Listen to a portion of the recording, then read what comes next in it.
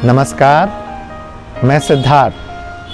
स्वागत है आपका इंटरव्यू इंडिया में। आज हम आपको एक ऐसी शख्सियत से रूबरू कराएंगे जो न सिर्फ शिक्षा के क्षेत्र में बल्कि पत्रकारिता के भी क्षेत्र में खास मुकाम हासिल कर चुके हैं। ये अपनी बात बेबाकी तरीके से रखने के लिए जाने जाते हैं।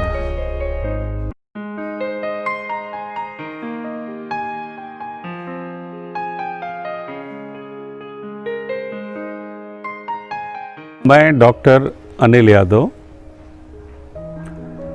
पत्रकार भी हूँ, पेशे से शिक्षक भी रहा, प्रशासनिक दृष्टि से प्रिंसिपल के रूप में भी काम किया, राजनीतिक क्षेत्र में भी कार्य करता हूँ, समाज में एक सोशल एक्टिविस्ट के रूप में भी मेरी भागीदारी होती है। इन सभी कामों में लगे रहने के बावजूद जो एक खुशी पत्रकारिता से मुझे मिली वह बहुत ही अद्भुत खुशी है। शुरुआत तो जिंदगी की मैंने एक अध्यापक के रूप में की, लेकिन इसके साथ ही साथ पत्रकारिता से भी जुड़ा रहा। राष्ट्रीय स्वयंसेवक संघ के मुखपत्र पांजन्य में भी मेरे लेख छपे। इसके बाद हिंदुस्तान अखबार से जुड़ने का अवसर मिला। बाद में इलेक्ट्रॉनिक मीडिया में भी जुड़ा। आज तक से मेरा जुड़ाव रहा और चंदौली जनपद में पहला काम इलेक्ट्रॉनिक मीडिया का मैंने शुरू किया था। श्री अनूप श्रीवास्तव जी मेरे मेंटर के रूप में हैं। इलेक्ट्रॉनिक मीडिया का जो गुण होता है, इलेक्ट्रॉनिक मीडिया के जो अवयव होते हैं, उसकी सारी जानकारी अनूप जी से प्राप्त हुई। अनूप जी जब लखनऊ चले गए तो उनसे संपर्क कम हुआ और उसके बाद इलेक्ट्रॉनिक मीडिया में काम करना थोड़ा कठिन लगा, क्योंकि कॉलेज में पढ़ाई और इलेक्ट्रॉनिक मीडिया में काम करना दोनों ही बड़े ही अलग अलग स्वभाव की चीजें थी।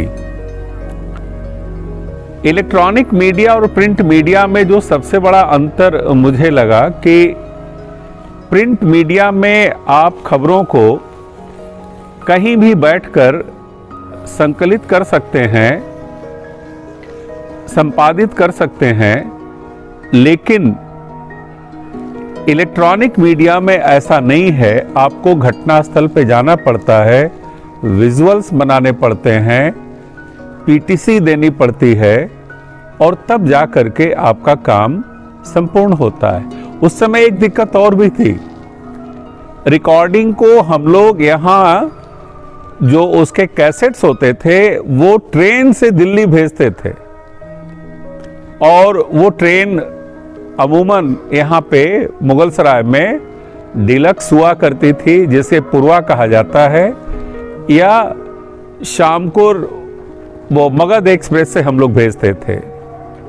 और ये फिर खबर कल ही आती थी। जिस तरीके से आज ब्रेक होती है, आज लाइव होता है, उस समय इस तरीके की व्यवस्था नहीं थी। बहुत कठिन काम था, लेकिन मजा बहुत आता था, इसमें दो राय नहीं। देखिए, जर्नलिज्म मेरे लिए थोड़ा आसान जरूर रहा, और वो आसान इसलिए रहा क्योंकि मैं कहीं नौकरी करता था। मेरे पास आय के साधन के रूप में मेरा शिक्षण कार्य था। कॉलेज में जो पढ़ाता था उससे जो आमदनी होती थी वो मेरे जीने का आधार बनती थी। लेकिन आज के जर्नलिज्म की कठिनाई ये है कि जर्नलिस्ट को जीने लायक, खाने लायक पैसा भी नहीं मिलता। और कभी कभी ये टिप्पणी होती है कि ये जर्नलिस्ट ये करता है, वो करता है। तो मैं ये समझता हूं कि जर्नलिज्म का आज लोग उपयोग करते हैं, कहीं ना कहीं उसको यूज करते हैं व्यक्तिगत अपना कुछ धंधा करने के लिए या कोई और काम करने के लिए। अगर ऐसा नहीं करेंगे तो जर्नलिज्म के आधार पर जिंदा रहना बड़ा मुश्किल हो जाएगा। यदि आप किसी बड़े शहर में हैं और वहां किसी बड़े संस्थान से जुड़े हुए हैं तो ये काम तो हो जाता है, लेकिन छोटी छोटी जगहों पर ग्रामीण क्षेत्र की पत्रकारिता के लिए ये बहुत ही कठिन काम है। मेरे सफर में कठिनाई आती थी, लेकिन चूंकि मैं कमाता था इसलिए उस कमाई का एक हिस्सा खर्च करने में मुझे मोह नहीं लगता था। अगर यहां से नौगढ़ भी जाना होता था तो नौगढ़ जाने में मुझे कठिनाई नहीं होती थी, लेकिन उस बच्चे की कल्पना करिए जो कहीं उसके आमदनी के स्रोत नहीं है, वो जर्नलिज्म पे ही जिंदा रहना चाहता है, तो आखिर उसकी आमदनी कितनी होगी कि वो खा सके, जी सके और यहां से नौगढ़ की यात्रा कर सके। तो कठिनाई थी, लेकिन मेरे लिए कठिनाई थोड़ी सी वो आसान बन गई, क्योंकि जर्नलिज्म को सोर्स ऑफ इनकम नहीं माना मैंने, बल्कि वह मेरा एक पैशन था, मेरा एक जुनून था। और जर्नलिज्म को निभाने में मुझे आनंद मिलता था, जर्नलिस्ट कहलाने में मुझे एक खुशी होती थी और यही खुशी मुझे आगे ले जाती थी। फिर बीच में एक माध्यम पत्रिका भी निकाली, लेकिन पत्रिका निकालने का और चलाने का वह संकल्प कुछ ही दिनों तक रहा, 3-4 साल तक चलाया गया, लेकिन वो पत्रिका भी अभी बंद पड़ी हुई है। आज अद्यतन स्थिति ये है कि लखनऊ से निकलने वाले एक अखबार लोक भारती से जुड़ा हूँ, काम करता हूँ, लिखता हूँ, पढ़ता हूँ, लेकिन किसी पैसे की अपेक्षा नहीं रख पाता, क्योंकि वहाँ से कुछ मिलता नहीं है।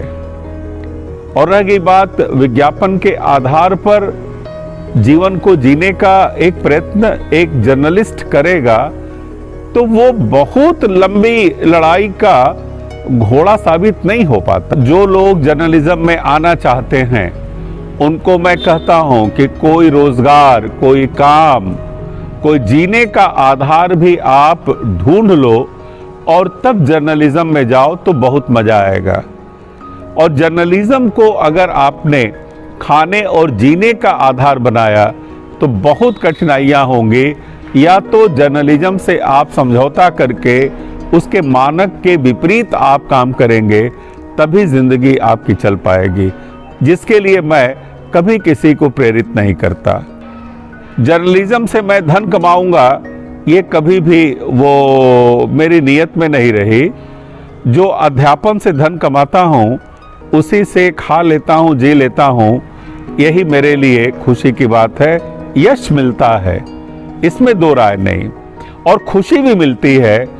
और जो आपने कहा कि पैशन, बिल्कुल जर्नलिज्म मेरे लिए पैशन है, एक जुनून है, और मैं नहीं समझता कि ये जुनून मेरे जीवन से कभी हट पाएगा।